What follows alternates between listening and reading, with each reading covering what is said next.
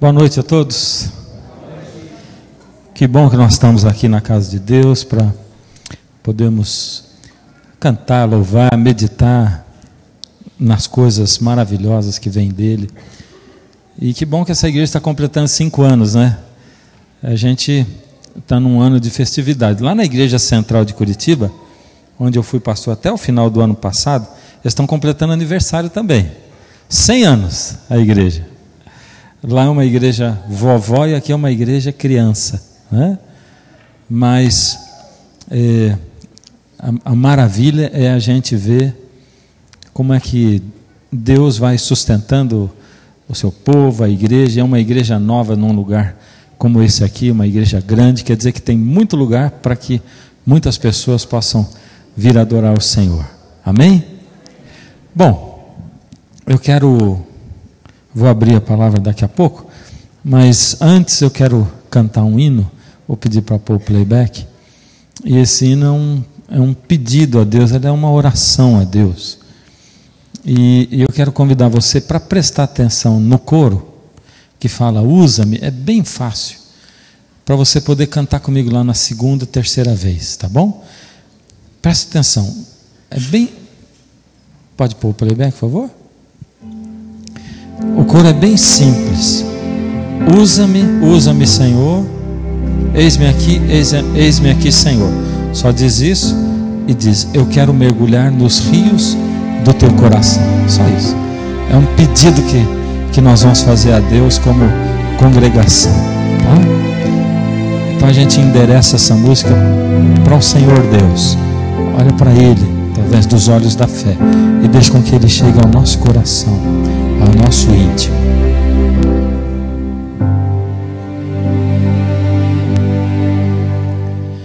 Eu quero sempre estar diante de tua face.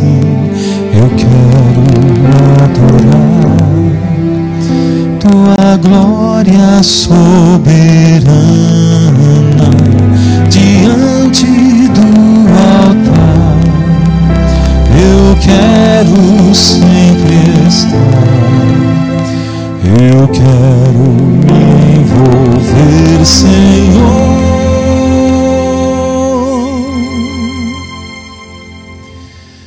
em teus planos. Usa-me,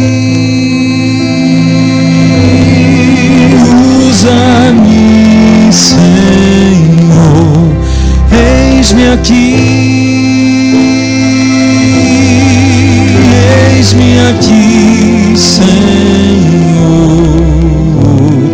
eu quero mergulhar nos rios do teu coração. Eu quero mergulhar nos rios do teu coração. Deu para aprender o coro? Usa-me. Vamos pedir isso para Deus. Vou cantar a estrofe de novo e quando for o coro, vou chamar você para cantar comigo, para você pedir para Deus. Mas aí você dirige o seu olhar para Deus e clama para Ele. Eu quero sempre estar diante de tua face. Eu quero adorar tua glória soberana diante do altar. Eu quero sempre estar. Eu quero me envolver, Senhor,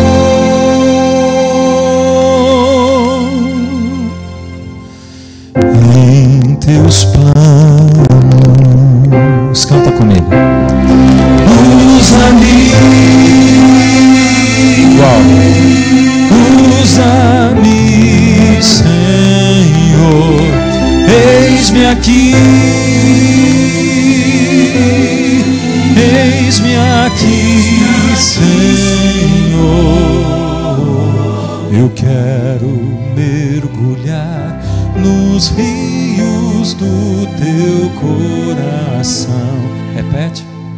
Eu quero mergulhar nos rios do teu coração. Amém. Quero ouvir você cantando. Usa-me. Usa-me, usa-me, Senhor, eis-me aqui, eis-me aqui, Senhor, eu quero mergulhar nos rios do teu coração. Você. Eu nos rios do teu coração.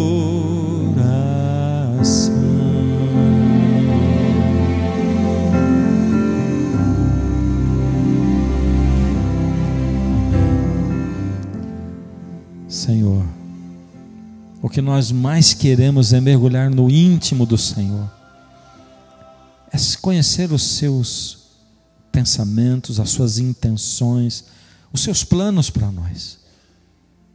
Nós estamos cansados de planejar a nossa vida. Estamos cansados, Pai, de tentar dirigir aquilo que nós queremos. Não é fácil, Senhor, largar. Não é fácil soltar. Mas nós precisamos do Senhor. E sabemos, Senhor, que só assim o Senhor vai poder nos usar como seus servos, como seus instrumentos. Nós queremos colocar o nosso coração na sua mão. Então, Pai, durante o culto hoje, nos ajuda a abrir o coração para o Senhor. Por favor, em nome de Jesus eu peço. Amém. Qual é o tema da semana que vocês têm? Qual é? Isso. O último chamado. E qual será o último chamado? Eu vou começar com uma outra pergunta. Quando ele vai acontecer, o último chamado? Quando ele vai acontecer? O que você acha? Você vai perceber que eu gosto de ficar conversando com a congregação, sabe? Eu gosto de ficar falando e perguntando e ouvindo a resposta, assim. Quando vai acontecer o último chamado? Não adiantou nada eu falar, né? Já está acontecendo?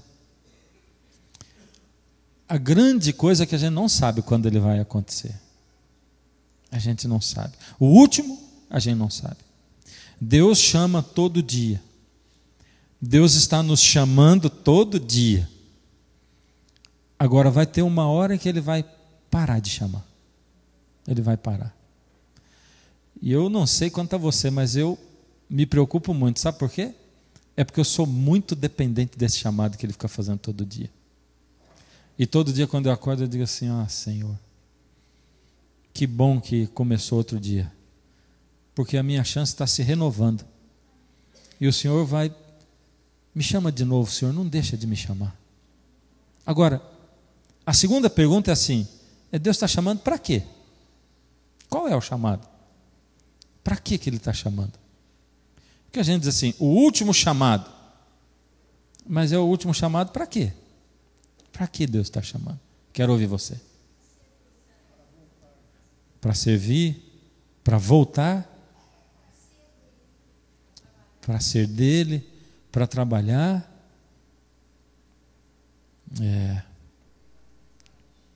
Oi? Para levar a mensagem. Assim, eu acho que todas essas respostas, elas se fundem, sabe? Elas se fundem numa coisa. E eu quero chegar nessa coisa daqui a pouco, né? Vamos chegar nessa coisa. E quando a gente chegar, eu vou dizer, é aqui. Isso é que é o chamado. E que funde tudo. Será que dá para ter uma resposta só que funde tudo isso? Para voltar, para servir, para cumprir a missão, será que dá para ter um só? Então vamos lá. Vamos abrir a Bíblia em Lucas, capítulo 3.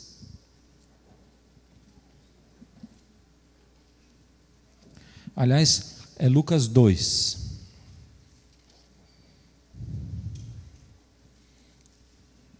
Texto conhecido, história conhecida. E a gente tem que tomar cuidado quando a coisa é assim, tá?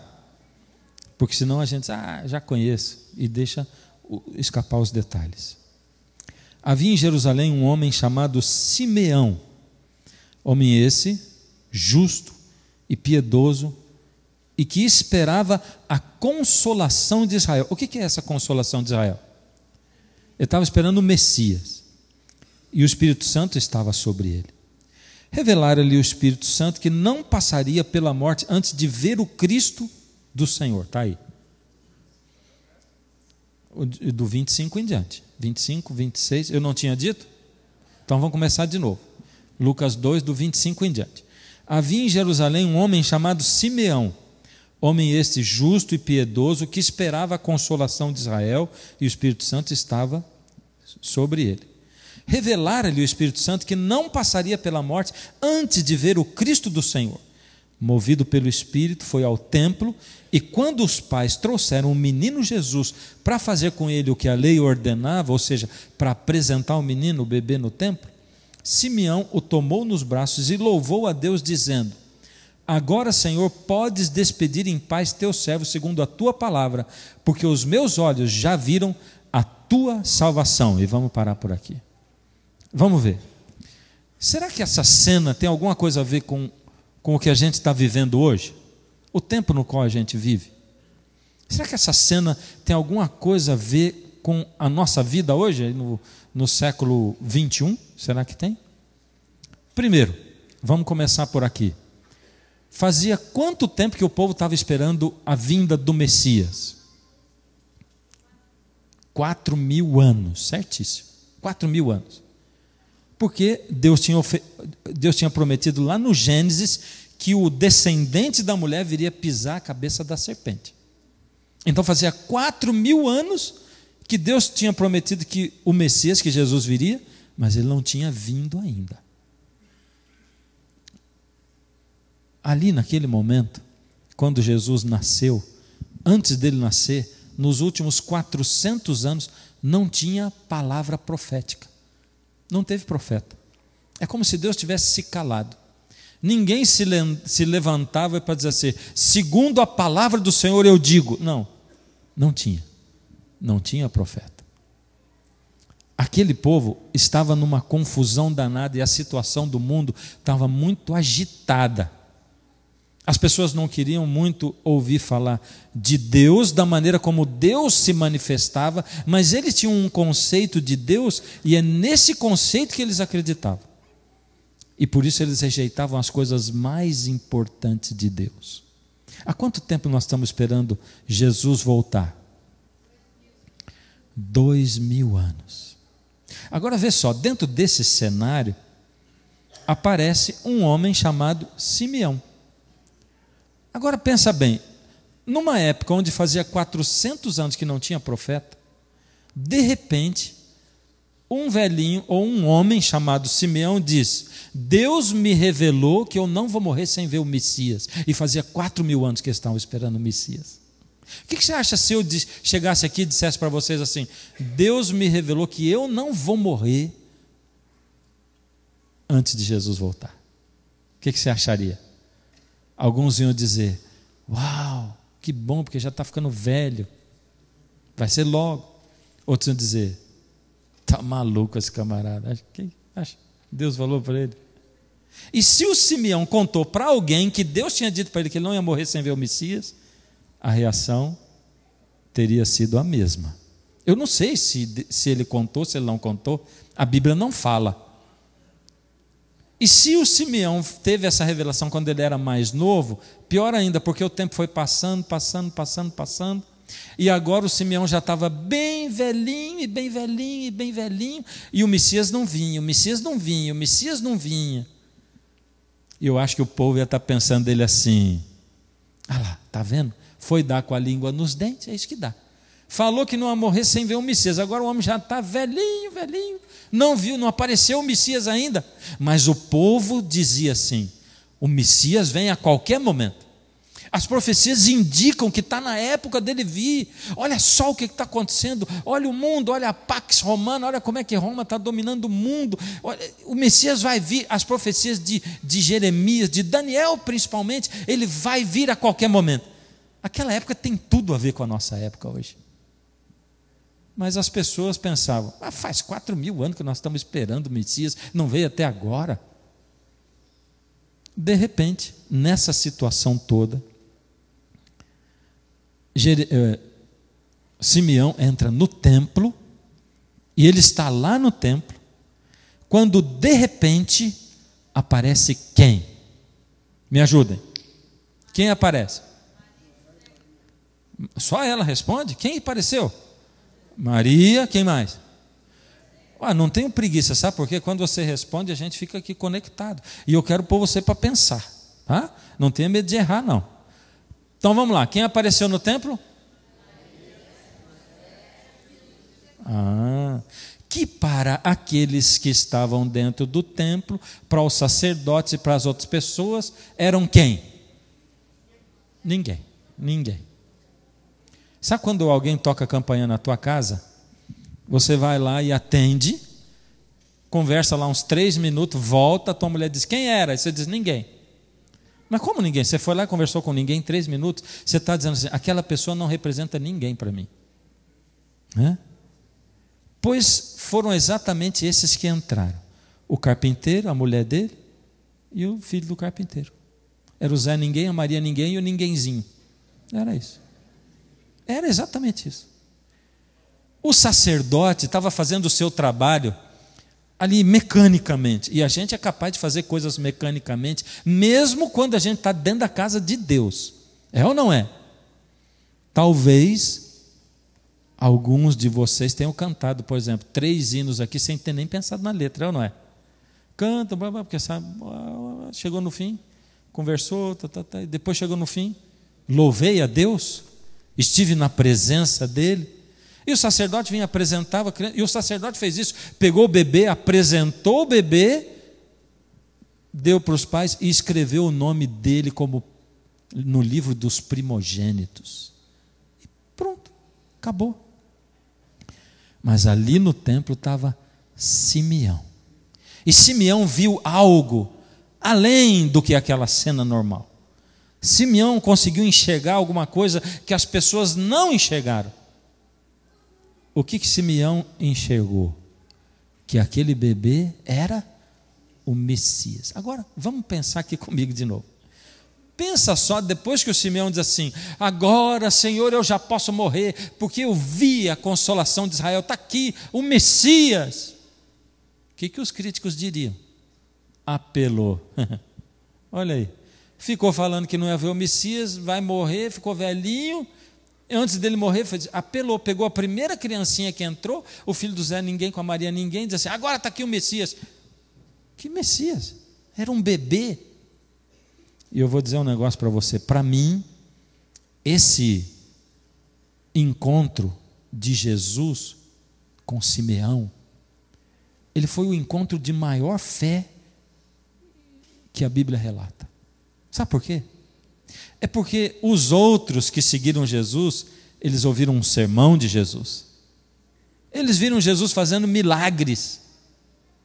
Isso poderia ter convencido eles e os convenceu de que Jesus era o Messias. As palavras de Jesus, os atos de Jesus diziam que ele era o Messias, mas o Simeão não viu nada disso. O que Simeão viu foi um bebê. O que fez a diferença entre o que Simeão viu e o que a massa viu? O que fez a diferença? É a sua opinião. A fé, foi isso? E se eu disser para você que está escrito na Bíblia, nos 3 primeiros versos que nós lemos? Olha lá. Vou ler de novo, não os versos todos, mas verso 25. Havia um homem em Jerusalém chamado Simeão, lá no final, e o Espírito Santo estava sobre ele. Verso 26, revelara-lhe o Espírito Santo que não passaria pela morte antes de ver o Cristo. Verso 27, movido pelo Espírito. Uau! A gente leu 3 vezes isso. 3 vezes Deus colocou para a gente não ter dúvida do que fazia diferença na vida de Simeão. O que fazia diferença na vida dele é que Simeão era pleno, cheio do Espírito. Era isso. Deixa eu fazer uma pergunta para você. Quem dentre vocês aqui é batizado na água? Levanta a mão para mim, vamos lá. Maravilha. Agora eu vou perguntar para vocês, para todo mundo responder, tá bom? Vamos lá. Quão importante é o batismo na água? É pouco, médio ou muito importante? Pouco, médio ou muito? Muito. E o batismo no Espírito, ele é pouco, médio ou muito importante? Pouco, médio ou muito? E quantos de vocês são batizados no Espírito? Levanta a mão. Se vocês pudessem ver a cena que eu vi, ela foi muito diferente da primeira. Muito. Eu creio que mais ou menos 10% da igreja levantou a mão.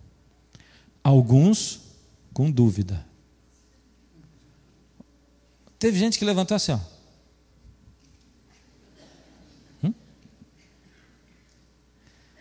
Agora pensa bem, se isso é muito importante e eu sei,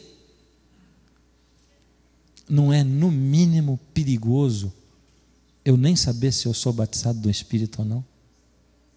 Hã? E quando que você ficou sem dormir de noite e diz assim, Senhor, não estou sabendo se eu sou batizado no Espírito? E é muito importante. Eu quero saber, Senhor, me fala. Como é que isso acontece? Quando? Para que eu preciso disso? Me fala, Senhor. Como é que eu posso receber essa coisa? Quando foi? Você sabe que o maior problema de nós cristãos hoje não é a gente saber o que é certo e o que é errado. Não é a gente conhecer aquilo que a gente necessita. É a gente ser indiferente às nossas necessidades espirituais. Nós somos indiferentes. Como igreja, maioria das vezes, sabe como eu vejo a gente? Como se a gente estivesse num bote daquele de refugiados, que a gente está vendo essa cena. Vocês têm orado por eles? Ora por esse povo, gente. Ora para Deus guardar esse povo. É triste. Um botinho de refugiados. Nós somos a igreja.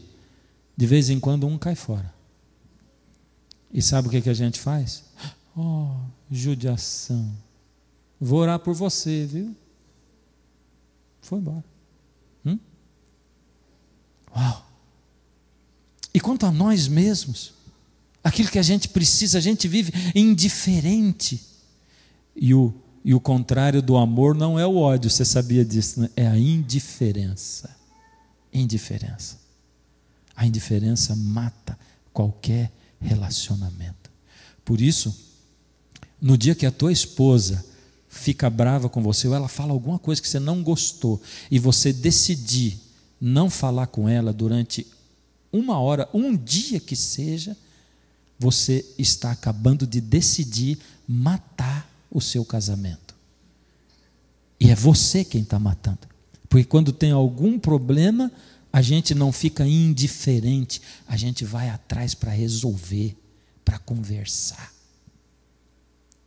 Então, se você resolve não falar e se calar e ficar indiferente, você está resolvendo matar o seu casamento e o seu relacionamento. E vou te dizer um negócio. Insiste que você consegue. Você consegue. Em algum momento, você vai conseguir matar o relacionamento. Agora, para que serve o batismo do Espírito? Por que eu preciso dele? Como eu recebo o batismo do Espírito?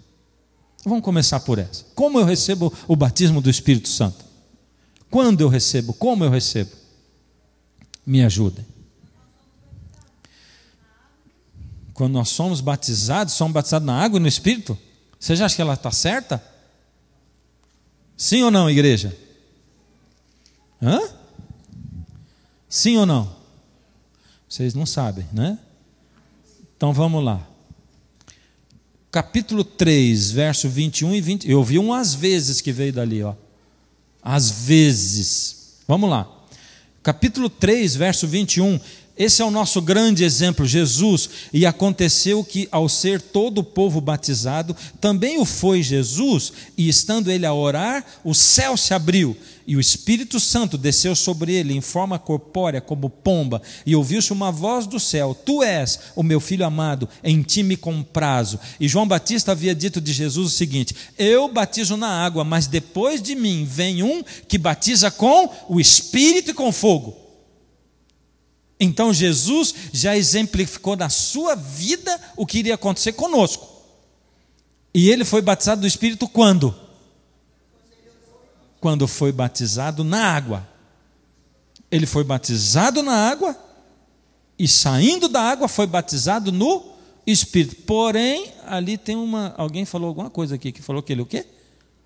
Orou. Olha só, quando você é batizado na água, o pastor impõe a mão sobre você e diz assim: eu te batizo em nome do Pai, em nome do Filho e em nome do Espírito Santo. E aí você é batizado. Na maioria dos casos, você é batizado na água e no Espírito. Mas pode acontecer da pessoa ser batizada no Espírito antes de batizar na água? Pode sim, está na Bíblia, lá em Atos tem. E pode acontecer também, porque lá tem um exemplo que a pessoa foi batizada no Espírito depois. Mas em geral, quando o pastor impõe a mão sobre você, você é batizado na água e é batizado no Espírito. Em geral, em regra. Por quanto tempo vale esse batismo? Por quanto tempo vale o seu batismo na água? Será que o batismo do Espírito pode acabar? Será que? Vamos lá para a Bíblia, né? 1 Tessalonicenses, capítulo 5. Vamos lá, 1 Tessalonicenses 5. Isso aqui não é um sermão, é um estudo bíblico, né? 1 Tessalonicenses 5. Eu não vou falar o verso ainda, acha o livro lá. É porque ele é tão curtinho, se eu falar, você já lê antes de tudo. Verso 19: Não apagueis o Espírito. Em outra tradução diz: não extingais o Espírito. Opa! Então ali está dizendo que eu posso ter o Espírito e extinguir o Espírito de mim. Apagar o Espírito. Me dá exemplo bíblico de que isso aconteceu com alguém. Saul, olha que exemplão esse. Saul. Olha, o profeta diz para ele: você vai por esse caminho, você vai fazer assim, vai chegar um grupo de profetas, eles vão estar tocando e cantando, você vai se unir a eles. Falou detalhe por detalhe do que ia acontecer. E ele diz assim: e você será transformado num outro homem. E ele foi transformado num outro homem, pleno do Espírito de Deus. Mas ele foi depois negando o Espírito, colocando a sua vontade acima da vontade de Deus, fazendo o que ele queria, seguindo o seu caminho, o seu propósito, fazendo a sua vontade, negando a vontade de Deus, de tal forma que o Espírito foi saindo e foi entrando no lugar um espírito maligno. E quando ele começou a chamar Davi para tocar para ele, é porque o espírito maligno estava dentro dele. Ele extinguiu o espírito da vida dele, até que extinguiu de uma vez por todas. Sansão fez isso também, depois se arrependeu. Judas também fez isso. Judas extinguiu o espírito, porque quando Jesus mandou e ele enviou os 12, e Judas estava no meio dos 12, e quando ele enviou os 70, estava também. E Jesus deu uma ordem e deu uma comissão para eles, e falou: vocês vão fazer milagre, vocês vão profetizar, e se a serpente picar, vocês não vão ser atingidos, façam isso. E eles foram e fizeram, movidos pelo Espírito de Deus, mas ele foi negando o Espírito paulatinamente na vida dele. É mais ou menos assim: quando eu sou batizado no Espírito, eu recebo de Deus um vaso, um pote de barro. E esse pote vem cheio do Espírito, mas ele tem um furinho, um buraquinho, bem embaixo. E esse azeite vai vazando, vazando. Em um dia, vaza todinho. No outro dia, quando você acorda, você está lá com o pote que você ganhou no seu batismo do Espírito Santo, mas ele está vazio. Como é que faz para encher de novo esse pote? Como é que faz? Dobrando o joelho? É isso? Relacionando-se com Deus. Jesus diz para a gente como é que a gente consegue o Espírito. Ele fala, lá em Lucas, no capítulo 11. Vamos lá, para Lucas 11.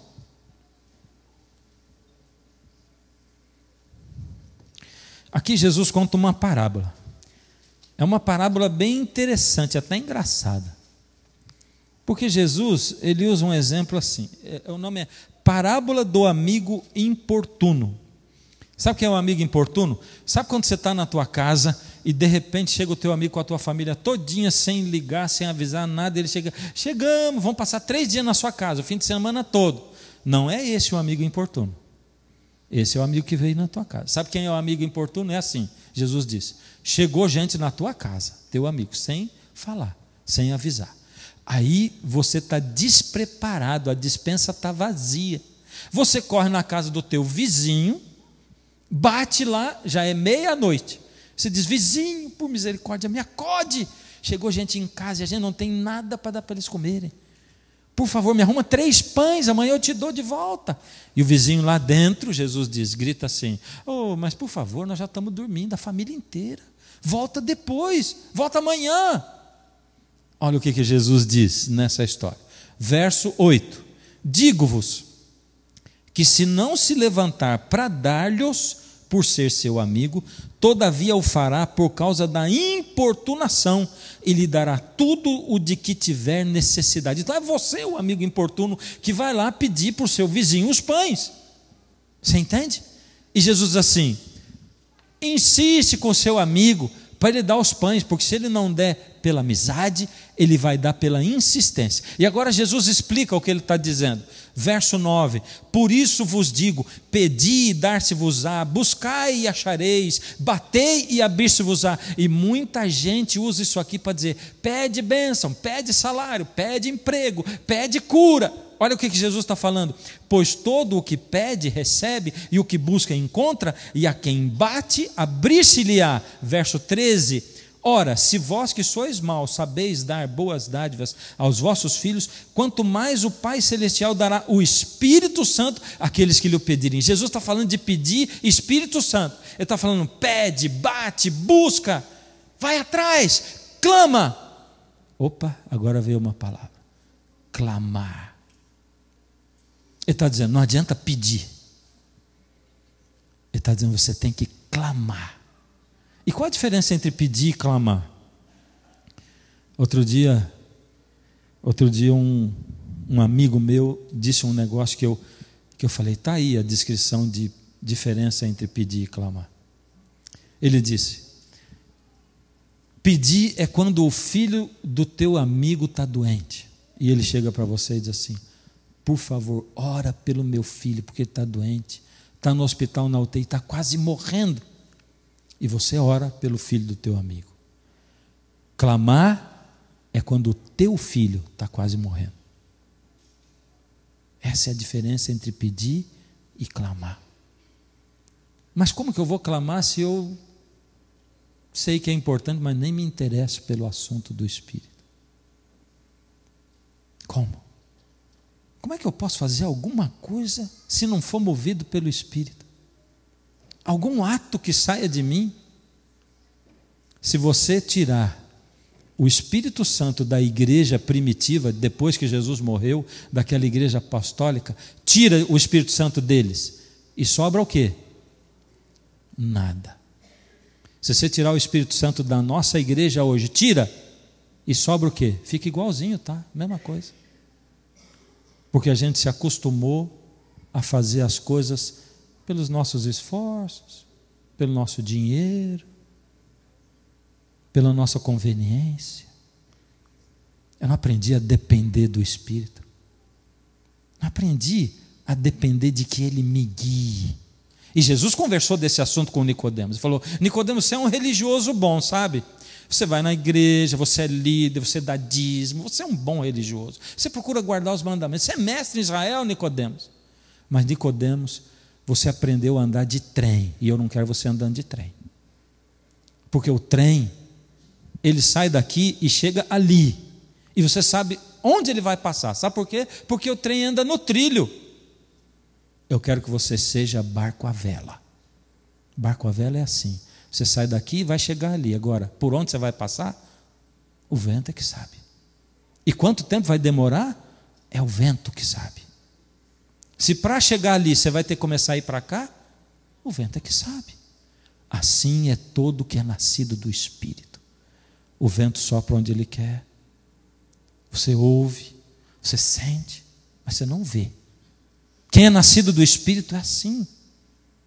O Espírito conduz a vida dessa pessoa. Quando as coisas começam a dar errado, ela não reclama, porque ela sabe que não está dando errado. Só não está acontecendo do jeito que ela pensou que ia acontecer. Está acontecendo de um outro jeito. Talvez o vento está soprando para trás, enquanto você quer ir para lá. Vai demorar mais, mas você vai chegar. E quando você chegar lá, sabe de um negócio? Você vai ter conhecido um monte de lugares e pessoas diferentes.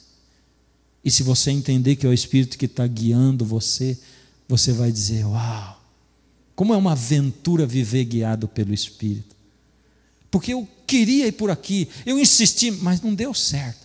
E quando Deus começou a levar para lá, eu pensei: bom, então deixa o Senhor me conduzir. E aí a vida vira uma aventura. Para onde o Senhor vai me conduzir, Senhor? O que o Senhor vai fazer? Sabe aquele dia que você está atrasado, um compromisso muito importante, e fura o pneu do teu carro? E você fica bravo. Que tal você dizer: uau, não estava no meu plano. Com que pessoa o Senhor vai me colocar em contato agora? Que oportunidade o Senhor vai me dar agora? O que vai acontecer? Assim é todo que é nascido do Espírito. Um tempo atrás, eu estava muito preocupado, porque uns 7 anos atrás, eu tinha uma convicção no meu coração que Jesus voltava em 3 anos. Era uma convicção muito forte. Eu nunca falei isso no púlpito, porque a gente não pode falar essas coisas. Porque Jesus disse que o dia e a hora ninguém sabe. Eu não sabia, mas era uma convicção no meu coração. Eu achava que Jesus ia voltar em 3 anos. E 1 ano passou, 2 anos passaram. E depois de 2 anos e meio eu vi que Jesus não ia voltar em 3 anos. E eu fiquei muito chateado e frustrado. Comecei a reclamar para Deus: Senhor, por que o Senhor colocou isso no meu coração? Aliás, Deus ficava me dizendo o tempo todo assim: levanta e fala. Fala que não dá mais tempo. Levanta e fala que eu estou chamando, mas eu vou parar de chamar daqui a pouco. Levanta e fala que o tempo está próximo. Levanta, sobe na torre de vigia. Se você não avisar o povo, eu vou cobrar de você. Avisa o povo, o tempo acabou. Está acabando o tempo. E Deus falava com tanta insistência aquilo comigo, e eu subia no púlpito, e depois 2 anos e meio, nada. E eu fiquei muito frustrado. E aí naquela época eu reli a história de Jeremias. E aí que eu redescobri, porque eu não me lembrava disso, ou descobri, que Deus falou para Jeremias anunciar um juízo iminente. E Jeremias se levantou e disse que Deus ia trazer juízo. E levou 40 anos para o juízo vir. Eu disse: Senhor, mas o Senhor não vai aprontar essa comigo? O Senhor está mandando eu dizer que vai levar 40 anos. Eu não vou estar nem vivo quando o Senhor voltar. Eu reclamei mesmo, sabe? Eu fiquei assim, eu fiquei 1 ano e meio reclamando para Deus. Quase todo dia aquilo era o objetivo da minha oração. Um momento da minha oração eu dizia: Senhor, me dá pelo menos uma pista, está logo ou não está? Como é que é, Senhor? Me fala, me diz, me fala, Senhor, porque eu quero estar animado, eu quero estar motivado. Me diz, o Senhor não vai dizer o dia e nem a hora, mas está perto, está longe, como é que está, Senhor? Aí, num dia, era segunda-feira, meu dia de folga, me levantei bem de madrugada para aproveitar para orar. E orei, e naquele dia eu reclamei com Deus de novo. E aí fui ouvir o que Deus tinha para dizer para mim. A gente sempre ouve, eu sempre ouço sim na palavra. E fui para o livro de Atos. Aí comecei a ler Atos. Atos capítulo 1. Vamos lá no Atos capítulo 1. E fui lendo o verso 1, verso 2, verso 3. Quando chegou no verso 6, dizia assim: então os que estavam reunidos perguntaram a Jesus: Senhor, será este o tempo em que restaures o reino a Israel? E quando eu li aquilo, eu arrepiei todinho. Porque Deus ia responder para mim. Porque a mesma pergunta que eu fiz para Deus, os discípulos fizeram para Jesus. E eu fiquei esperando não, porque eu estava lendo, e eu comecei a ler com ansiedade, e diz assim: respondeu-lhes, e eu disse: fala, Senhor, fala para mim, quando? Porque eles perguntaram: é esse o tempo? E eu estava perguntando para Jesus: é esse o tempo? Vai demorar? Vai ser?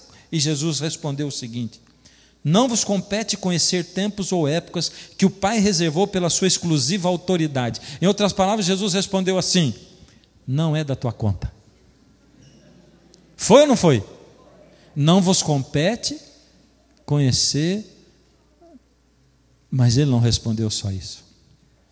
Ele disse: quanto ao tempo, se está perto ou está longe, não é da tua conta, mas recebereis poder ao descer sobre vós o Espírito Santo, e sereis minhas testemunhas, tanto em Jerusalém como em toda a Judéia e Samaria e até os confins da terra. Jesus diz assim: quando eu venho não é da tua conta, mas sabe o que é da tua conta? Que eu preciso que você faça? Eu preciso que você vá atrás de receber o poder do Espírito. Para que eu preciso do poder do Espírito? Eu preciso do poder do Espírito para ser testemunha, para ser cristão. Você sabe o que é uma testemunha? Num tribunal, como é que funciona a testemunha? Chama lá, o juiz chama a testemunha da defesa, ela vem. E o advogado diz assim: o que o senhor viu? E ele diz: não vi nada. Mas como não viu? O senhor não é testemunha? Sou, porque me chamaram. Mas o que você viu? Não vi nada. Como é que pode ser uma testemunha que não viu? Como é que pode? Por que você está na igreja? Foi Jesus que chamou você? Foi Ele que chamou? É por isso que você está aqui? Você teve um encontro com Ele? Tem um encontro com Ele todo dia? Ele chamou você para você ser pastor na igreja. Se Pedro estivesse aqui, eu perguntasse: Pedro, por que você está na igreja? Ele dizer: porque Jesus me chamou. Eu estava lavando a minha rede, Ele me chamou. Ele chamou para quê, Pedro? Primeiro Ele chamou para ser pescador de homens, mas sabe, a minha vida de altos e baixos, eu neguei Jesus 3 vezes, mas Jesus me deu uma segunda chance, e Ele me chamou de novo, me deu a oportunidade de eu reafirmar 3 vezes o amor dele, por Ele, e Ele me chamou para ser pastor das ovelhas. Sabe por que você está aqui? Porque Jesus chamou você para ser pastor das ovelhas. Ele não chamou você para ser ovelha só. Você é ovelha e é pastor. Eu estou cansado de visitar gente que diz assim: pastor, que bom que o senhor está aqui. Sabe por quê? O senhor é o primeiro pastor que me visita. Irmão, quantas pessoas você já visitou? Você é pastor do seu rebanho. Você tem um rebanho na igreja. Os amigos que são seus amigos, eles são o seu rebanho. As pessoas que entram na igreja que você não conhece, eles são o seu rebanho. A gente compartilha esse ministério. Ele não é um ministério meu. Ele não é um ministério do pastor da igreja. Você é co-pastor. E sabe por que eu falei que todas as coisas se fundem na mesma coisa? Porque quando o Espírito Santo está sobre mim, Ele me faz ser cristão. O mundo está cansado de ver gente que fala de Jesus. O mundo quer ver gente que viva o que Jesus viveu. E quando Jesus vive dentro do coração, é o Espírito que põe. É por isso que eu preciso do Espírito. Porque o Espírito pega o caráter de Cristo e põe dentro de mim. E aquilo que eu falo são as palavras de Cristo. E sabe, tem gente que acha que quando ela recebe o Espírito e quando a vida dela é santificada, ela recebe isso para reformar a vida dos outros. Isso é falácia, isso é falsidade. Ninguém recebe o Espírito para reformar a vida dos outros. Deus, quando a gente vem para Ele, Ele não dá para a gente um binóculo, Ele dá um espelho. Como é que você sabe se o seu irmão é batizado no Espírito ou não? Desculpa, você não sabe. Ah, mas pelos seus frutos, pelos frutos você vai conhecer o profeta. Agora, quem é cristão, você não sabe, porque o coração só sabe Deus. Só Ele conhece o coração. Então, quando o Espírito vem, ao invés da gente querer reformar o outro, sabe o que a gente quer? A gente quer amar o outro. A gente quer compreender a dificuldade que ele tem com coisas pequenas que para a gente parecem tolas, e a gente fica pensando, mas como é que não consegue fazer isso? Como é que se perde nesse ponto? E a gente ora por ele, a gente intercede, a gente ama, a gente ajuda. O Espírito Santo coloca em mim o fruto do Espírito, e ele começa com amor. Amor. Uma comunidade que é batizada pelo Espírito, ela ama. Está preocupada com o outro. Está preocupado quando vê o outro meio triste na igreja, quando ele não vem. Ela não olha para o outro e diz assim, caiu do barquinho, vou orar por você. E esquece de orar. Não. Então eu preciso do Espírito para ser cristão. E é por isso que o mundo está entediado de nós. Porque na verdade a gente não busca o Espírito. E eu vou te dizer, se você na água foi batizado pelo Espírito, mas você não pediu o batismo do Espírito, no outro dia você já perdeu. E se você não pediu ontem, você também já perdeu. E se não pediu anteontem, eu tenho que pedir, eu tenho que clamar, eu tenho que rogar por essa nova porção do Espírito para o meu vaso, todos os dias. É assim que funciona. Hoje, Deus diz assim, eu tenho uma missão, mas a minha missão não é para todos. Por que eu não posso mandar todos para a missão? Eu tenho que fazer igual eu fiz lá com os de Gideão. Era uma multidão primeiro. Mas eu só pude mandar 300. Por que eu não posso mandar para uma missão quem é vazio por dentro? Quem está tão ocupado fazendo tantas coisas lá fora e até mesmo dentro da igreja que não tem tempo para mim, para ser meu amigo íntimo, para me buscar, para pedir que o Espírito inunde o seu coração, para ser cristão de verdade. Eu preciso de uma igreja cheia de gente que está cheio do Espírito. E aí eu não preciso nem mandar você para a missão, porque você vai saber qual é ela. Porque o Espírito ensina, o Espírito fala. E eu vou dizer para você, a gente sabe que o Espírito está chamando pessoas ao redor do mundo. Sabe ou não sabe? Tem gente aparecendo até nas igrejas, e a gente diz, de onde veio? Foi Deus que me trouxe aqui. Quando eu gravei a primeira série do Clamor, apareceu um camarada lá na igreja, disse, eu sou obreiro da igreja tal. E por que você veio aqui? Eu vim aqui porque eu estava em casa e vi um comercial, ouvi na rádio. E quando eu ouvi, Deus falou assim, vai lá e assiste. E aceita, porque o que eles vão dizer lá é verdade. Então eu estou aqui para ouvir. Dá para entender uma coisa dessa? Como é que Deus fala com as pessoas? Mas eu preciso querer, buscar, clamar, pedir, bater. E aí eu vou encontrar. Aí vai se abrir. E eu vou receber. Sabe de uma coisa? Esse assunto do batismo do Espírito Santo, ele é indispensável para nós. Quando vai acontecer o último chamado? Eu não sei. Uma coisa eu sei. A voz de Deus vai ficando cada vez mais fraca do Espírito nos ouvidos da gente. Porque o Espírito se retira da terra hoje. As pessoas não querem saber dele mais. Daqui a pouco, ela fica inaudível. E se você não está ouvindo, é motivo para se preocupar muito. Eu quero mudar a música que eu ia cantar, eu vou cantar a música 3. Achando a música, pode colocar. Eu quero fazer um apelo para você, mas eu vou fazer um apelo diferente. É um apelo assim, invisível. Sabe como é que é? Você não vai ter que se levantar. Você vai se levantar dentro do coração só. Ninguém vai ver. Só Deus vai ver. Mas Deus vai dizer assim, eu preciso que você entregue a sua vida para mim. Eu preciso que você entregue tudo, sem reserva. Eu preciso que você se disponha a me buscar. Você não tem força, eu vou te ajudar nisso. Mas eu preciso que você se disponha, que você queira. Porque se você não quiser, nem eu, Deus, posso te salvar. E Ele vai chamar você durante a música.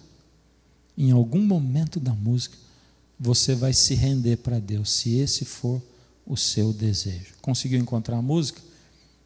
Esse CD que estava preparado com a música 1 é a música 3, pode pôr. Ele vai chamar você e vai ficar insistindo. Aí você vai responder para ele do seu jeito. Responde para ele do seu jeito. Fala para ele o que sai do seu coração e da sua alma. E diz: Senhor, só me faz uma coisa, não me deixa sair daqui sem o seu Espírito em mim, por favor. Se conecta com ele agora.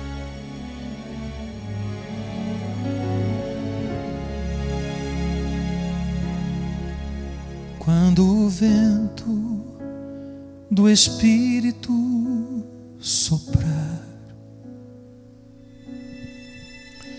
uma chama viva vai aparecer. Nossos filhos e filhas irão profetizar.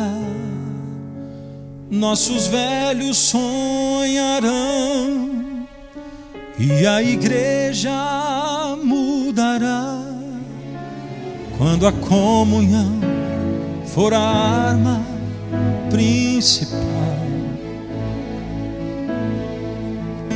e a rotina desses nossos dias sair do seu normal, descerá sobre nós o fogo do Espírito.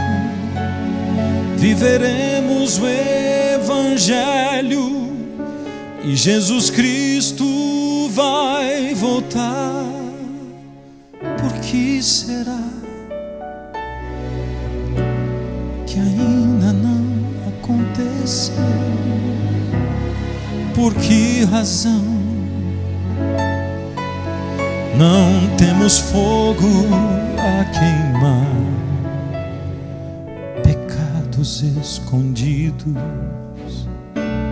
uma fé adormecida, mandamentos que insistimos em quebrar.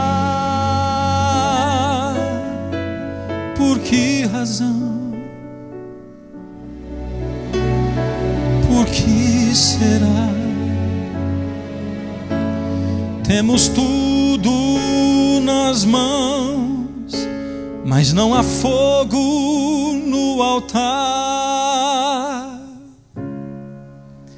Mas quando o vento do Espírito soprar,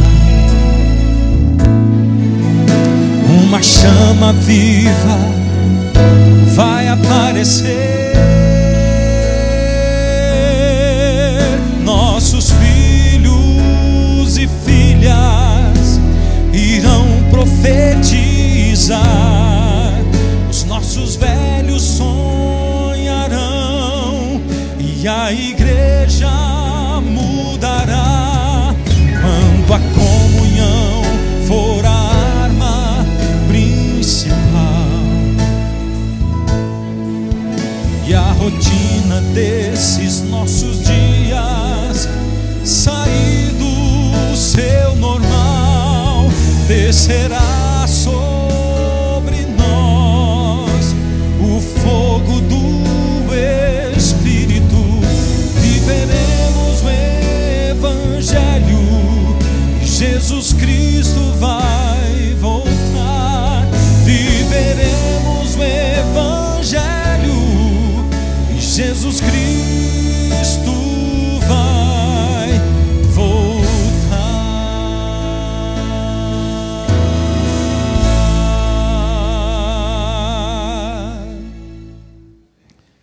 Só o Senhor pode, Senhor, ver o coração de cada um de nós.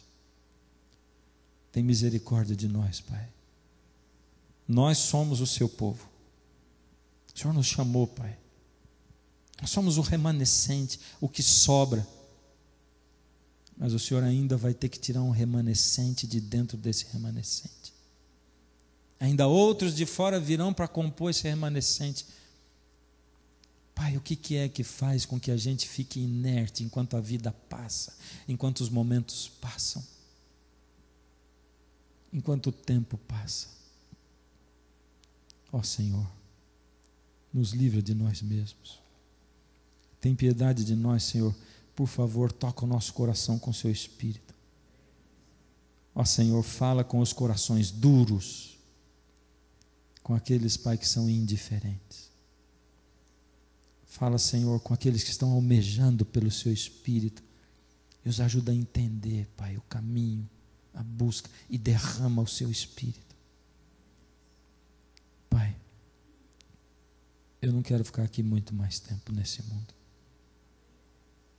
Por favor, Senhor, me ajuda no preparo.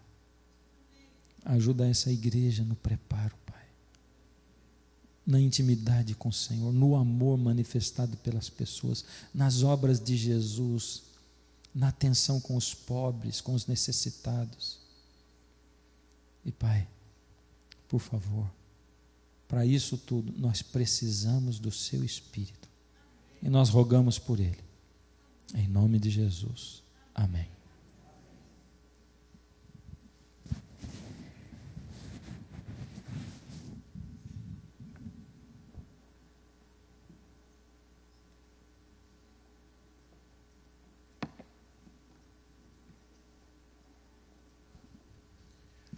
Que mensagem, que palavra, que nós saímos daqui com a convicção de que nós precisamos da Shekinah de Deus. Para quem não sabe o que é a Shekinah, é o poder de Deus. Se você clama, como o pastor Fernando falou, se você busca, Ele ainda está disponível para derramar sobre a sua igreja o Shekinah de Deus. Mas você e eu precisamos permanecer em Cristo. Nós precisamos permanecer na palavra. Você pode ficar em pé e nos despedamos na presença do poderoso Deus.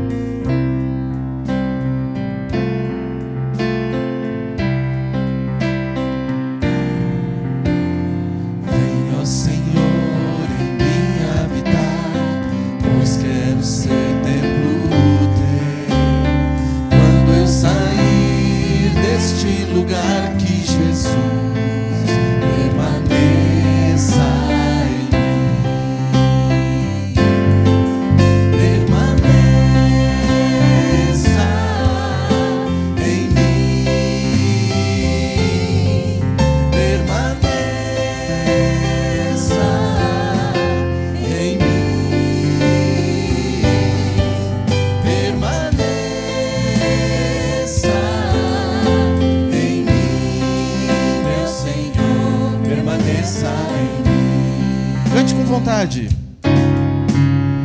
Venha, Senhor, em mim habitar, pois quero ser templo teu.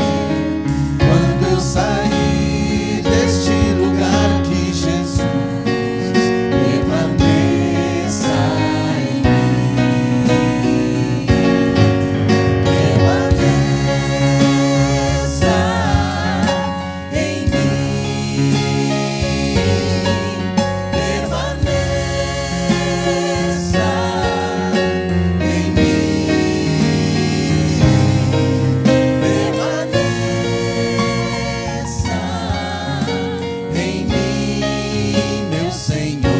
Permaneça em mim.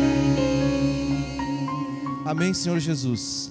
Que você possa ter uma excelente noite e que amanhã você esteja conosco para adorar e receber mais mensagens vindas do trono de Deus.